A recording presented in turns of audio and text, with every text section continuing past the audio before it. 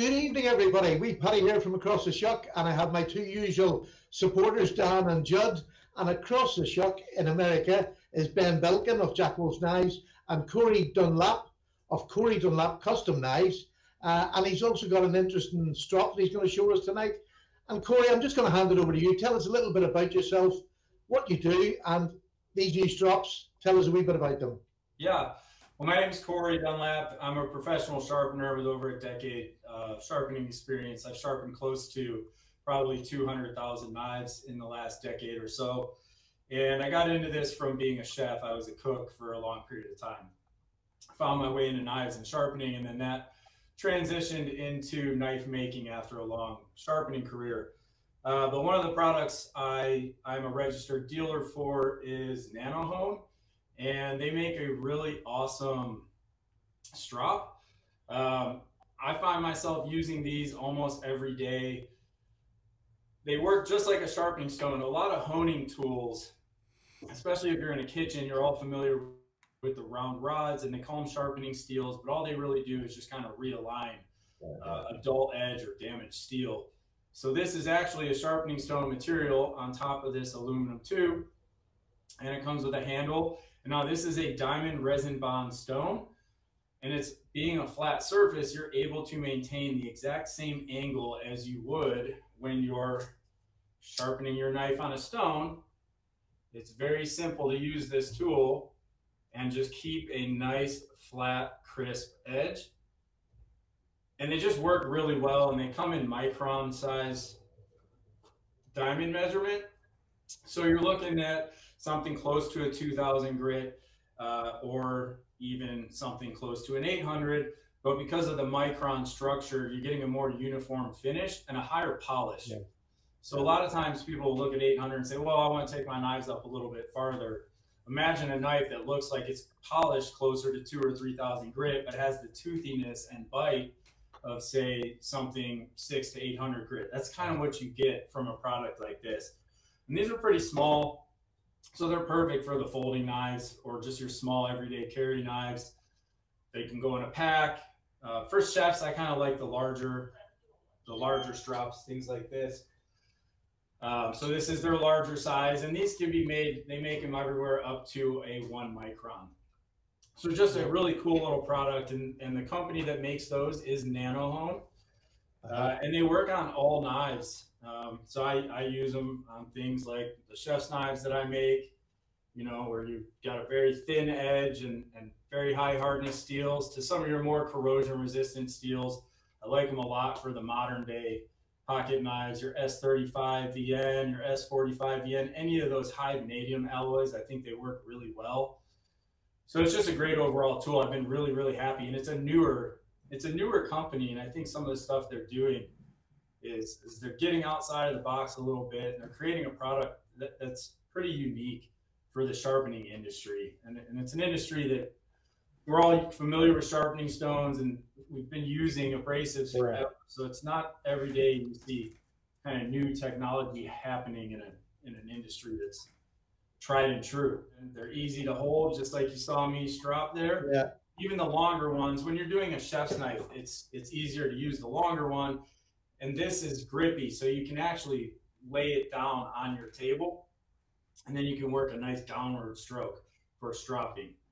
But there's not such a high load point when you're running this on your knife as opposed to using any round or radius surface. Yeah. So I find it very useful when you want a really flat, crisp edge, and a lot of times that's going to be in kitchen knives where you have wider bevels just from prolonged sharpening. You really convex your edges on those type of knives when you're constantly honing on a steel. So this keeps that rounding and convexing. It keeps it at bay a little bit, and it makes it easier when it's time for actual sharpening. When you're trying to take that rounded edge and re-apex it, you don't have as much work to do to bring it back to an apex. Corey, to be honest with you, in the knife community, knife lovers usually have 100 to whatever amount, 100 knives. So the sharpening is never really a big thing. But you see the honing, just giving it a quick hone on a strop like that is perfect for somebody like me. I have so many knives, you never get the dull one, very rarely. Absolutely. I think that sharpening is a hobby. and it's a skill that takes time and practice, and we don't always want to do that on our nice knives. I'm a collector, just as I'm a knife maker and a user. I like collecting knives, and I know before I really knew how to sharpen, I was always kind of scared to maintain my knives. If you're not really going to put in the time, but you still want to be able to keep your knives sharp, this is the easiest and most efficient tool that I've found that you can have. That's a freehand tool. I always tell people, if you can drive a car, you can certainly use a tool like this, and you don't have to be afraid of it. It's not, because of the way the matrix is set up and the abrasive is mixed into a softer resin, a lot of those diamond plate, they just cut steel real fast, and they give you a real aggressive edge. And those, if your angle gets off, now you put all these unsightly scratches on the face of your blade. And things can go awry with those too, just because how fast they remove steel.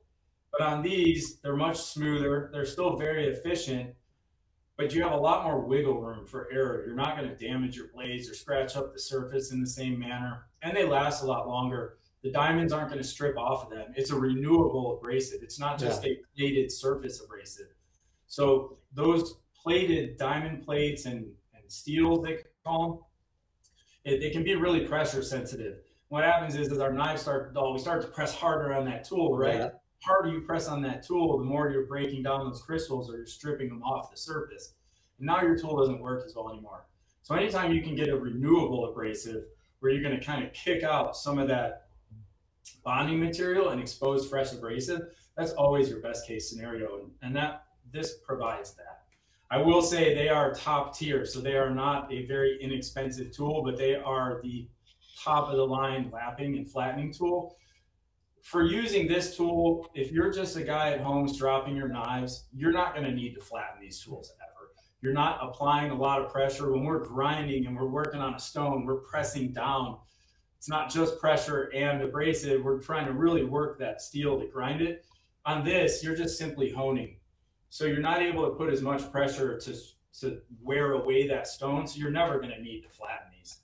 I've been using mine for a year, and I haven't felt like I have to flatten my strop yet.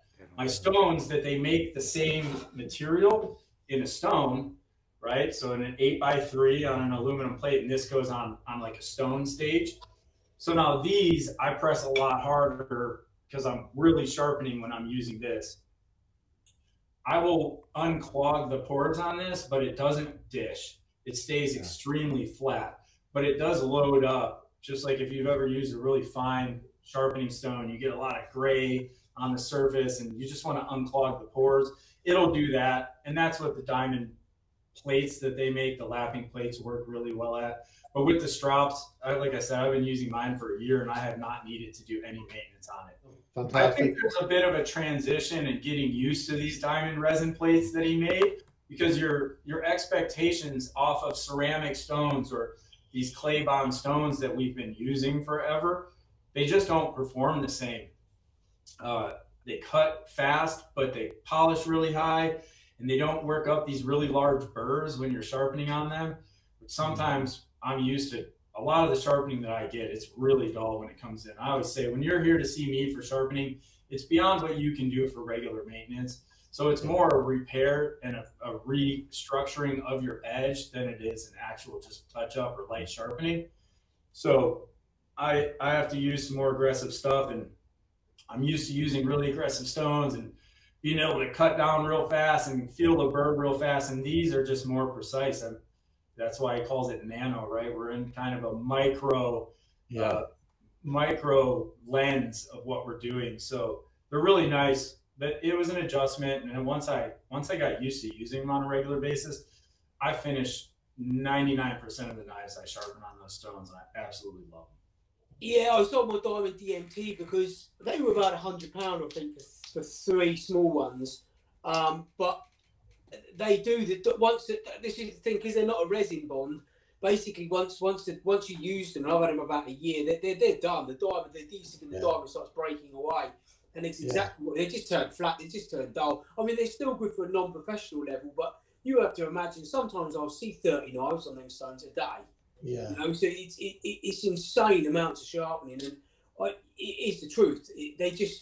the resin bond is so much better because you get to break away and you get a new layer. And I used to have something called a dragon's tongue, which is a bit of Welsh slate, and you activate it with another bit of slate and water, and you rub it across the crystals, and it exactly that, a slurry, a water slurry. You can't use oil because it's too much of a lubricant. You get that slurry, and that becomes quite an aggressive cut. But it also just keeps breaking it away. As long as you keep it flat, the finish is and I've used like Chanty Forest stones and stuff like that.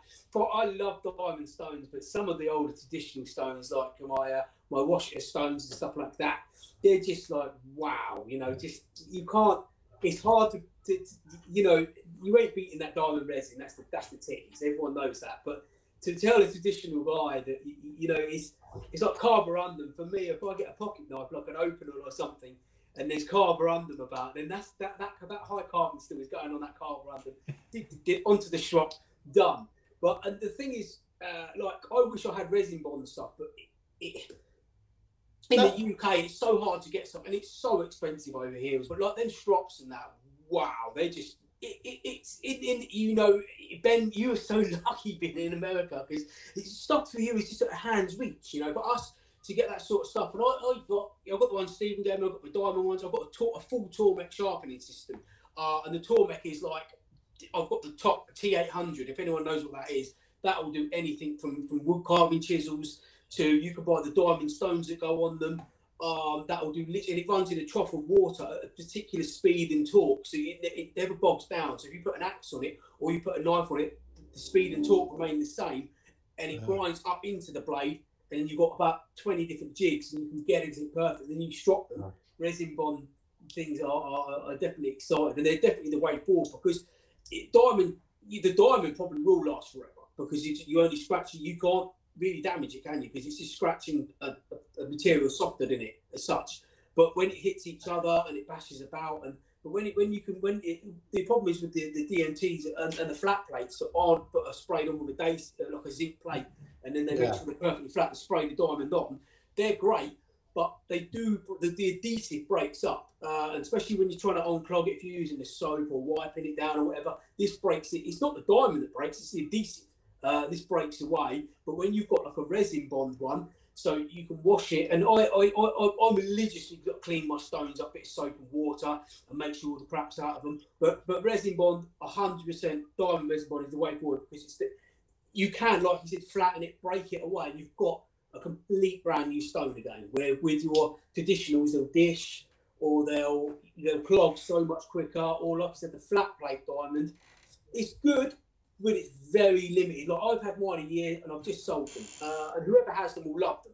But if they're using them on a daily heavy basis, they won't love them, because they'll break away. What you need is that resin bond, like the ones that you gave me, Stephen. They basically last forever. And they never really, as long as you keep the pores clean. That's what a lot of people do. They think, oh, I'll just whiz it over dry. If I see a dry knife on a stone, I'm in tears. I do it every time, always have. Don't do it, mate. No, I've done it for years. Well, your dry grinding just puts material inside those pores, which then means it can't cut, because it can't break any much. Guys, Ben, what are you showing us there? So this is the 10 micron nanohone sharpening stone. So it's the resin material, and it's impregnated with diamond. Yeah. This has got big coarse holes in it. You can see all the holes, and that's for your breakaway. That's for your material to effectively sit in like these little voids. So when you sharpen, it doesn't snag and cut the blade and bend it over, and you get like a file. When a file, if you get single cut or diamond cut, double cut, they clog up easy. Single cut clog up as well. But with this sort of thing, if you use your file card and clean your files off, or effectively like this, just run it under the tap, that declogs everything, and then you can go again. So if you don't use an oil or water or clean them, you're not going to get that sharpening finish, because it's going to skid over the top. It's going to be dangerous. It's going to overheat. There's so much stuff. Just by simply using a bit of lubricant on cleaning, you're going to have like that stone's good, and that's a resin bond one, so it's going to last forever. The only way to do it is natural. No lubricant. Be a man. No, do you know what, Stephen? You're so wrong. You can't. You can't. I'm absolutely wrong, but it's what I do. Well, Dan, take the win. He's admitted it. He's admitted it. yeah, 100%. Just Ben, how much would one of those nano hones cost? As a matter of interest. Well, I'll let Corey quote the prices when he comes back in. They're certainly more expensive than your traditional ceramic stones, but first of all, it's the highest level of quality. Like, these are solid aluminum blocks, and he invented this interlocking system. So you buy like a sink bridge or a fountain base or whatever it's called, and then these things just like click in and click out. Nice. So, fantastic. you know, I've heard Corey say it, and he'll elaborate. Like, if you're just a entry-level hobby sharpener and you're not going to do it very much, like maybe this is overkill. If you want the best equipment money can buy, then this is perfect. But if you're sharpening a lot and you're really familiar with the equipment, or if you're sharpening as a professional, this is the ticket right here. Has your sharpening improved since you met Corey? So we've been friends for over 20 years. I don't have sharpening skills because of this guy. I'm so like, why would I? I'm with you. What the hell is the point in me learning how to sharpen when I've got these two? Exactly. It's tough, dude. And he was at a knife shop that's just a couple miles down the road from where we are here now. And so, you know, when I found out he was in there, I popped in there and brought my pocket knives. And the minute he handed one back to me, I was like, oh, now I'm never going anywhere else. Ever. Our problems are solved. You see, Corey, I don't do sharpening because I have to. Or once you get into sharpening, it is like a hobby. I mean, I thoroughly enjoy every now and then getting the stones out, and I'll maybe do 5, 6, 7 knives at a time because I enjoy it. It whiles away an afternoon. Yeah, I tell people that all the time. There's a difference between sharpening because you like to and sharpening because you have to. Obviously, we all have to keep our knives sharp. We all have to maintain our knives. But I fell into the sharpening rabbit hole bad, like really badly. I've used probably all the sharpening stones that are out there on the market. I've personally bought and used and tried. I mean, there's just so much stuff.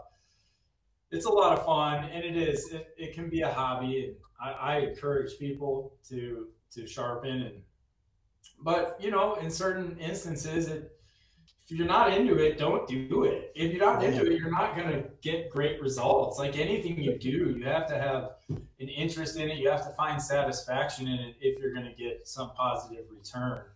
Dan has a sharpening business as well, along with his sack knives. But he'll do anything from spades to swords to, he just does the gamut of everything. He doesn't know what's going to come in. So usually I tell people if it's a sword, it's either a replica novelty sword that's just going to be terrible, or if it's a real sword that has any quality and history and value in it, it's just out of my wheelhouse. I try to stay away from anything real crazy that I know, hey, this could potentially be worth a couple $1,000 or more. I'm not your guy. You know, it's just it's very sharpening can be very specialized. Sometimes I have to sharpen, or I used to. I don't have to anymore. But at the last business I was at, I used to sharpen circumcision knives. So that was always. there's the conversation killer.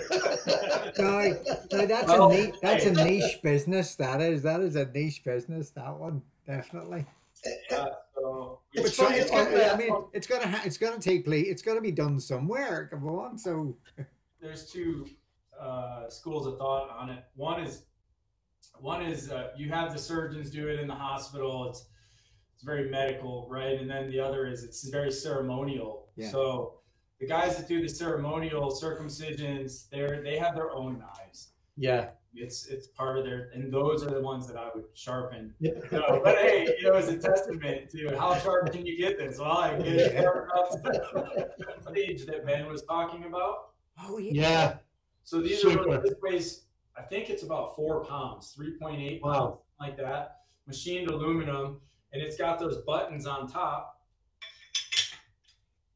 Fantastic. So that's how that sets up. And the nice thing about this is on your sharpening stone, even if this was a ceramic stone that was 10, 20 millimeters, whatever, most stones, they start to dish and you have a stone holder that holds them from the outside.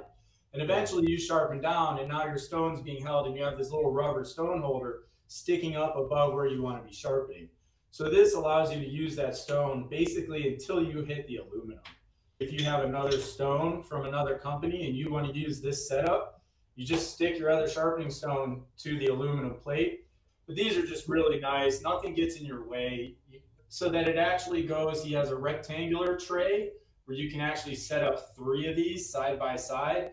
The one I use is a circular pond. He calls it his moon pond. This just goes right in the center. And then it's nice because of this button right here. It swivels on the tray. So if I want to change my direction to sharpen in a different manner, it's very easy for me to do. That's definitely a buy once. For most sharpeners, that's going to last them for years. In general, this is a once in a lifetime thing. The ceramic stones you'll have to replace. To me, those strops and those diamond stones, unless you're a professional sharpener, and even at that, I'm a year into using the 10 micron diamond stone. It finishes 99% of the knives I sharpen here. I'm not even close to thinking I'm worn out on that stone. A ceramic stone, I'll wear through a 200 grit every 6 months to a year, and I'll wear through 1,000 grit every year to a year and a half. But when I use these for everything, they just last so long. And you see your your drops and your stones. Have you got a website? Have you got an Instagram or somewhere where people can go? I'm on Instagram. It's Corey Dunlap _. And then my website is just simply that. It's my name, CoreyDunlap.com. I don't have the full NanoHone product inventory up on my website. I have access to anything. I kind of carry more of the things that are going to be specific to the people coming through for my sharpening services every day. He makes some really cool stuff out there that I just don't necessarily feel like I need to carry the inventory on, but that would still be really useful.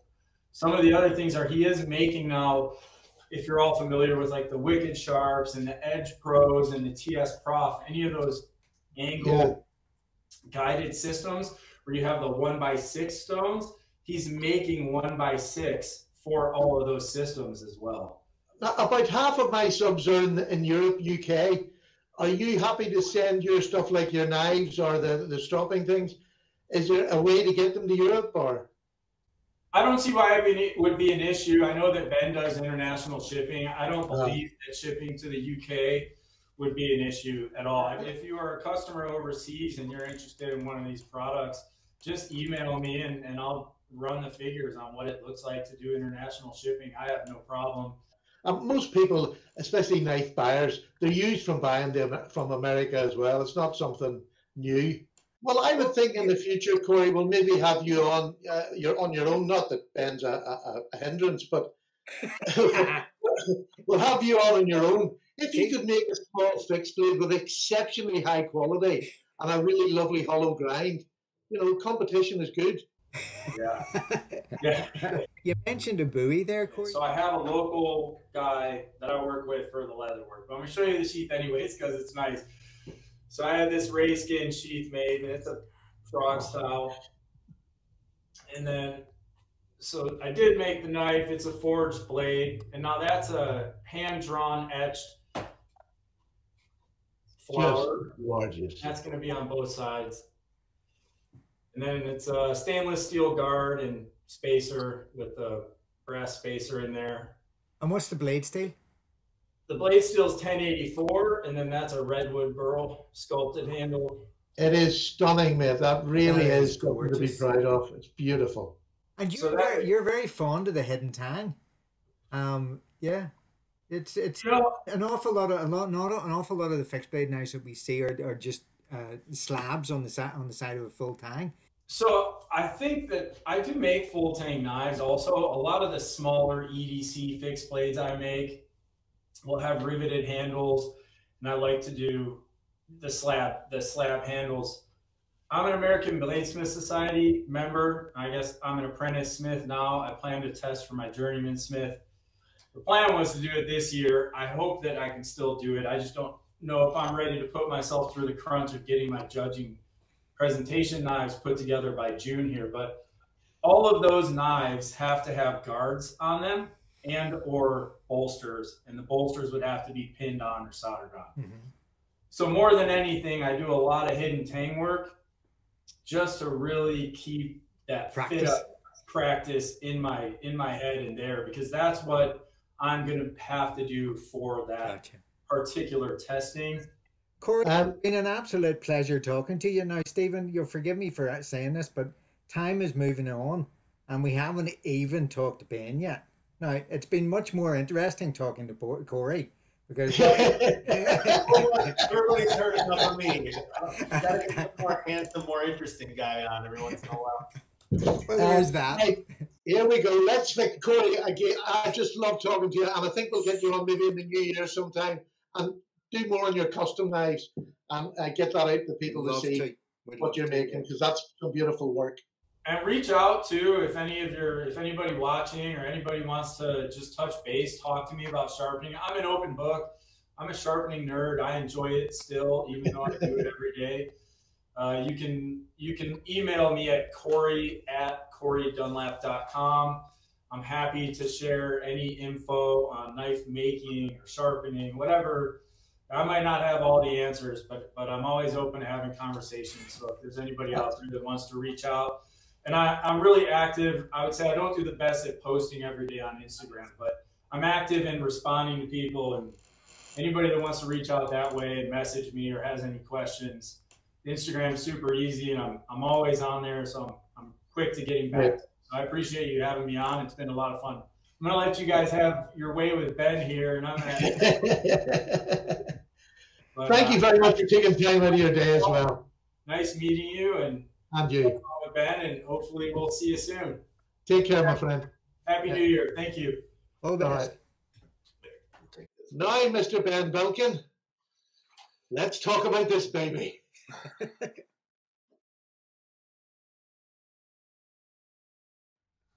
Good as gold. Oh. Give us the rundown. What was the thought process when you were making it? This is one of the first 5 I designed right here. Number 4, actually. And, you know, when I was getting things started, some of it was let's pick ones that I know the community loves, but some of it is like I want to do something that doesn't really exist but should. And this was one of those. So single blade trapper, now you can get that, but it's almost always in a clip point. And if you're going to get a trapper with a worn clip blade, it's usually got 2 blades. It's a clip point and a worn clip. But no one was really making the full-sized single blade worn clip trapper. And voila, that's what you got. And what I like about it is, like, I mean, essentially it's an amazing utility knife. So you've got the full-size grip, you've got the curve in the handle that locks in, then you've got the long straight edge for your utility needs, and then the very acute tip for piercing. Yeah. And then on top of that, because it's the Wharncliffe trapper, there's so much to grab, you know? And I just, you know, there really isn't, you know, someone correct me if I'm wrong, what else is like this out there? You know, it doesn't exist in a slip joint. It's the depth of the blade that I absolutely love. It's not depth. It's not depth, Stephen. It's fat again. He's made it is knife. It is stunningly beautiful, because you don't normally get a Wharncliffe like that. They're usually a skinny blade. And I have to say, Ben, I mean, it is. I mean, when I say fat, I sound like I'm disparaging it.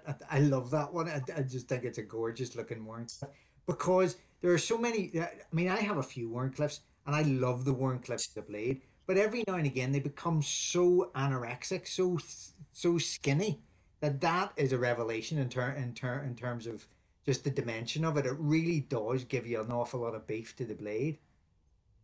I agree, and because this is so tall, this hollow grind stays thin behind the edge, like way the hell up here.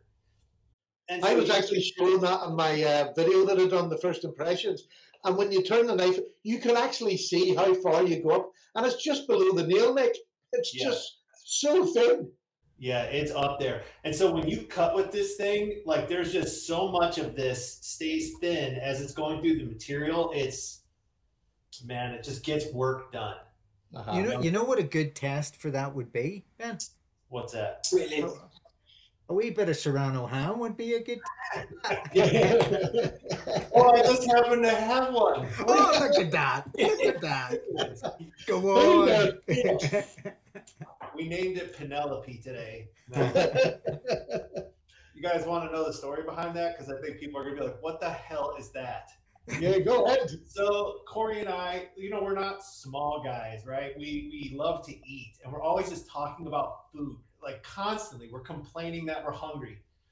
And we were talking one day, and I was telling him how one of my favorite snacks is home is my wife buys these individual packages of prosciutto from the grocery store, but you get like 4 slices, and it's really freaking expensive, And Corey was like, well, dude, at Costco, you can get like the whole Serrano with the stand for like $80.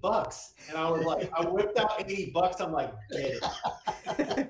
And Corey being a chef, he knows how to use a knife. Like I cut on that thing. It looks like Stevie Wonder did it. But when Corey does it, we get these nice, beautiful, thin slices. And he's got these fancy. Yeah, you're right about the ones you buy in the stores, because my wife will come in with them and there's like 4 slices. I put that in one sandwich. Yeah. Yeah, I stand in front of the fridge. It's like 11 at night. I'm naked. I'm hungry. I want something to eat. I'm hungry. Like, come on, Ben. That's an image that's going to haunt my dreams. Can't say we all do it. We all do it. So anyway, he brought that thing in, and it came in a box, and I had to assemble the stand and put it all together. And dude, that thing weighs. It was minimum guaranteed weight 14 pounds. That's a whole freaking leg. It's a whole leg. That's awesome. And then, so every day at like 9:30, we're both like, it's ham time, It's ham 30. And so The life of a knife designer, eh? What's that? The life of a knife designer. It's hard. That's right. We're always better when we're not hungry, right? Yeah, that is the truth. Absolutely, 100% agree. But I wanted to ask you this, and I know it's a little digression, so it won't take too long. But Ben, you studied over in Spain for a while. I did. Yeah, I did. My junior year of college, I went to Arizona State University, and I wanted to do a study abroad program. My parents were supportive of that, which was really blessed.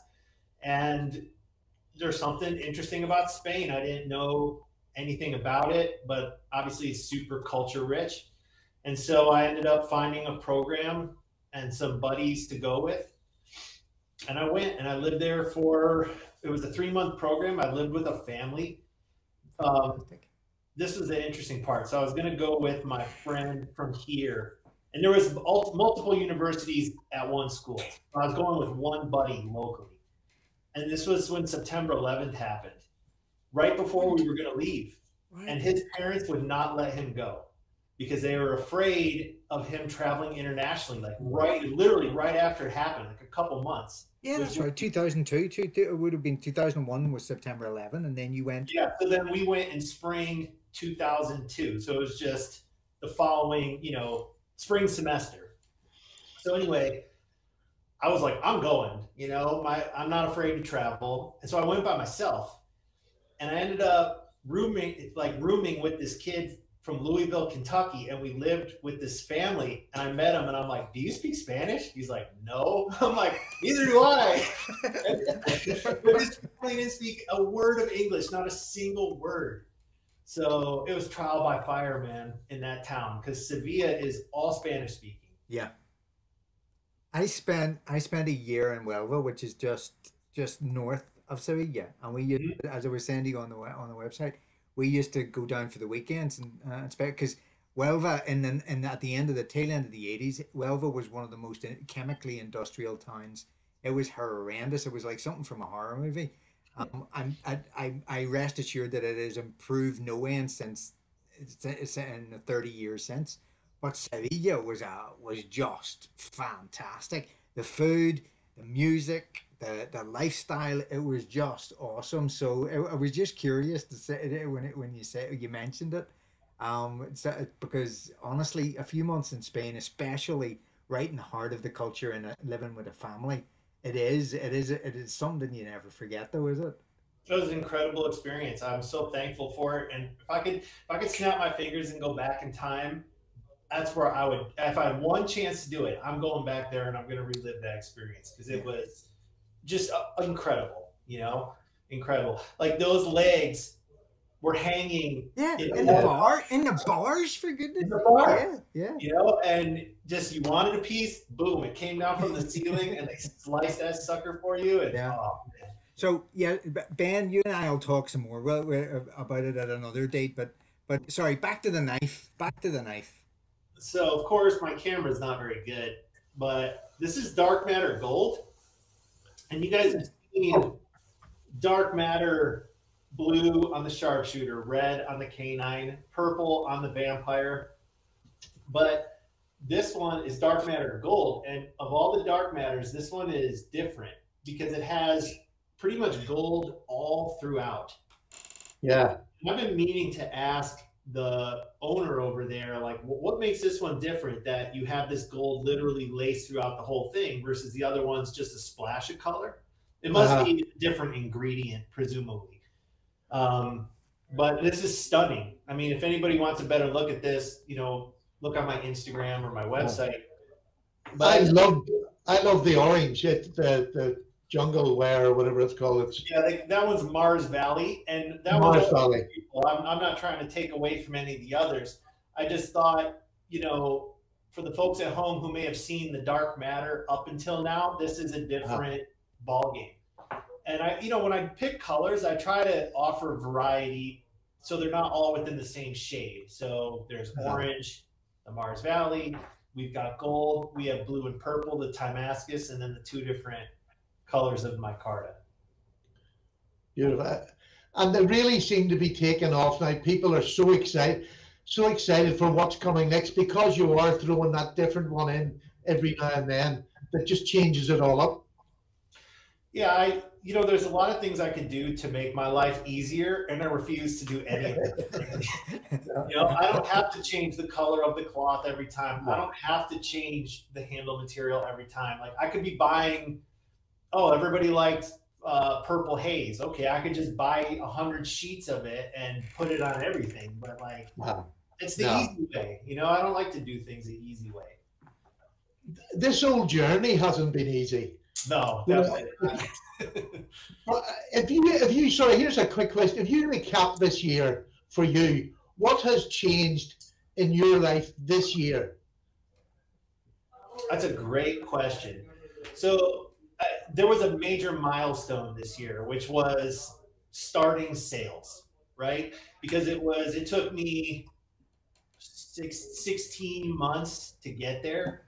So there was a 16 plus month journey just to get to starting sales. So there's all this anticipation, and then you feel like you've had this achievement, but really you just started. So it's like, not going to rest on my laurels, but that was a major milestone. And now that milestone's behind me, but now I'm starting to learn from the experience I'm starting to get feedback from the sales and make observations from the market activity. And so now you'll start to see me implement changes and try new things. So this year for me was a new beginning, is what this year was for me. I don't know if there will ever be another year like this year. I've been through so much change and so much emotion, through this year. It really is like building up to having a child. You had that 16-month period, which is all pre-birth, and what's going to happen and not knowing, and bringing your baby into the world. You've done exactly the same with a knife, where other people can then criticize and say, that's an ugly baby, and you've never had that sort of thing before. And it must be quite difficult to sit back, and the expectation must be difficult, but the reviews you've had so far have been outstanding for anybody, never mind a new designer. Well, I like to think, I just try to look at it objectively. there's been over 2,000 knives sold at this point. You know, customer complaints directly to me, just a handful of little things here and there. You know, so I just look at it like that. All my dealers who I'm selling them to, no one's calling me and saying, hey, Ben, this guy's pissed off about that. Hey, these guys, I sold 10 of them and they returned 9 of them. Like, if I was getting those kind of calls, I'd be really worried. And regardless of what people say in comments and regardless of like that noise, I think there's more like the proof in the pudding. And the proof in the pudding is guys are keeping the knives, guys are happy with the knives, and guys are buying more than one. Yeah. And so I must be doing something right. You're indeed. You know, I think what doesn't necessarily translate is that what I'm doing is not just designing a knife. Like, I designed an entire business, an entire brand. Yeah. And I had a plan and a goal that was more than just, we're going to design a really cool knife. Like, I'm trying to build a company that I can run for the next 40 plus years and maybe hand down to my children if they're into it. So I've got 12 years experience as an entrepreneur. I've got now 20 years as a professional. You know what I mean? Mm-hmm. So there's been a hell of a lot of mistakes up until this point that helped me know how to at least set this up to the best of my ability. Now, my first time designing a knife, sure, but boy, did I have a lot of good information to lean on to get that part of it at least the best of my ability. Yeah. So I think a guy could design a really good knife. Okay, but then what? Right? Like, are you going to make it? Are you going to pay to have it made? Are you going to front the thing yourself? Are you going to license it to someone else? What's your next one? Do you have a website? Do you have social media? There's so much to it. Do you have your legal entities set up right? Do you have your bank account set up? Do you have, the list goes on and on. Are you getting to the stage where you're going to have to hire somebody to take a bit more to do with the advertising and things like that? That sort of be very careful how you answer this, Ben, because he's looking for a job. Oh, I mean, yes. He's all right. He's Father Christmas for the next couple of weeks. Well, there's that. He's okay until the season's over, but be careful with your answer. Well, there's only so much I can do, right? Like, at some point, you start. You can always do more if you delegate some work. Like, more can get done if there's more than one person. That's the logical thought. You have to be careful with that, because if people don't do a good job, it can reflect poorly on you. And the most expensive thing you'll ever pay for is labor. It's always the highest costing business. That being said, I'm starting to try farming out some stuff.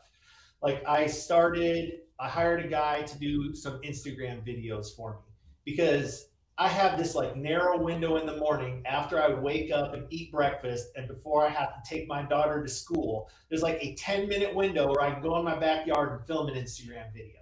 Well, not a lot of time for creativity there. The videos look the same. And while it's good for uniformity on a platform like Instagram, like, people don't like to see the same thing over and over again. They just get bored and they'll flick right past it. So I met a content creator here locally. I paid him money to do 30 videos for me, and we'll see how it goes. I wouldn't sign like a year contract with someone like that and get locked into something that might not work out. Yeah.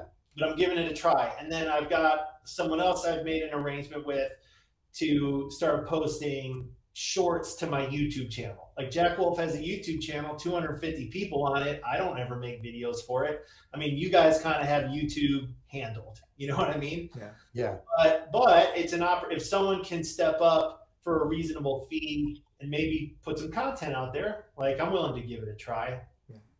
Honestly, what I would probably benefit from the most would be someone who's like really got an eye for like doing things right, to get into my accounting software and on a daily basis be updating all that information, generating invoices, following up, sending out dealer contracts, just managing the administrative side of things for me. Yeah. That takes a lot of time. I don't think people understand what that takes. Yeah.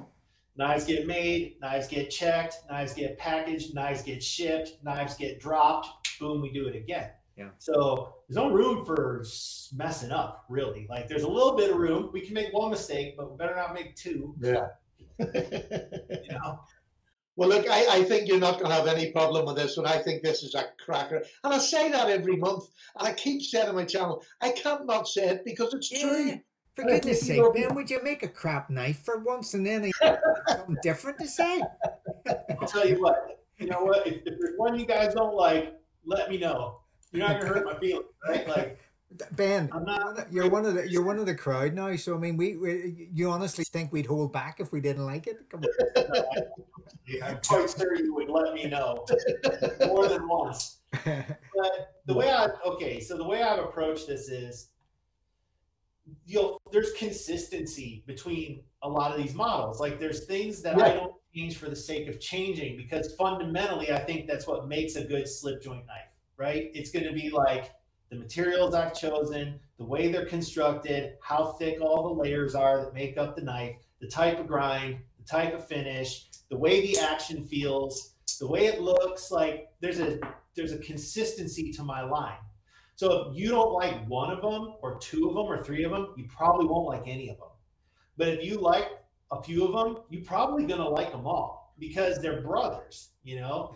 And like one might not tickle your fancy and one you might be really attracted to, but like there's a familiarity in the family, and that was not done by accident. Yeah. No. I mean, you can pick any one of them up and say, oh, that's a Jack Wolf knife. You don't have to look at any of the markings. You don't have to open the blade up. It's just that original look. Now, I know that might change over time, but I think there's always going to be that comeback to the family, as you call it, that this knife is going to look like a Jack Wolf knife, a design feature that you're going to have on all your knives. And you've followed that through. And now everybody knows what a Jack Wolf knife looks like. Yeah, I appreciate that. There's just a tremendous amount of thought and purposeful intent that has gone into every single decision and everything you see. So maybe that's because I'm borderline obsessed with it, you know, maybe that's because that's just the way I am as a person, you know, but I just putting that there's my name on this, my grandpa's name on this. This was like, I really put myself out there in a community that I've been a part of for a very long time, but rather quiet in the community. Like didn't even like showing off my stuff, honestly. But if I was going to put myself out there, like, boy, you better bet I'm going to put my best foot forward. You know? So far, so good, Ben. And Ben, okay, so in my role of the ringmaster for this circus, I'm going to ask you our final question of the night, which is, when does the knife come out? When does the knife come out? This Friday, December 16th, in the United Kingdom. That's at, correct me if I'm wrong, Stephen, like 7 p.m. UK time. Is that right? Perfect. Yeah. UK time. In the US, 2 p.m. Eastern, 11 a.m. Pacific. At your authorized dealer, list as found on jackwolfknives.com. There we go. Thank you very much, Ben. Oh, and one last plug for the Facebook group. We're up to, I think we're getting close to 400 members or 300 members. I can't remember off the top of my head, but it's really fun. People are chiming in. People are posting pictures. You know, it's not a place like half the internet that's toxic as all hell. It's just fun over there. The name of the group is Jack Wolf Knives Worldwide. Yeah. And I really want one of the special things about what we're doing is we have an international customer base. You know, that's freaking cool. So I really want to get international members in there so we can kind of have that global experience that we otherwise don't get to get. I would love to have everybody there. We can have some fun. I'm actually going to start doing giveaways in there. I found someone locally to laser mark my prototypes. I did it very, what's the word I'm trying to say? Nondescript. There's just a little letter P on the tang. That's how I prefer to do it. So I just have to, we did one as like a trial run. So I just got to take a bunch of them over there, get them marked, and we'll start doing prototype giveaway. Fantastic. Yeah, we had a conversation the other night. So we're going to, as Paddy's Potato Peelers, We're going to promote it next week after the sale of the knife. We're going to do a giveaway of a Jack Wolf knife from my collection. On Christmas Day, it'll go up for, and it'll be up for about a week, and then we'll draw the winner, but hopefully before the new year. Cool. So it'll be open worldwide, so somebody will get it. Well, he's not allowing us to take part, Ben.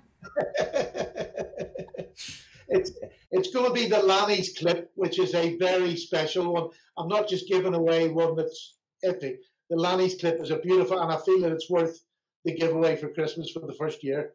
I think that's amazing, and I think someone will be really happy. Yeah, it'll make somebody's new year. Indeed.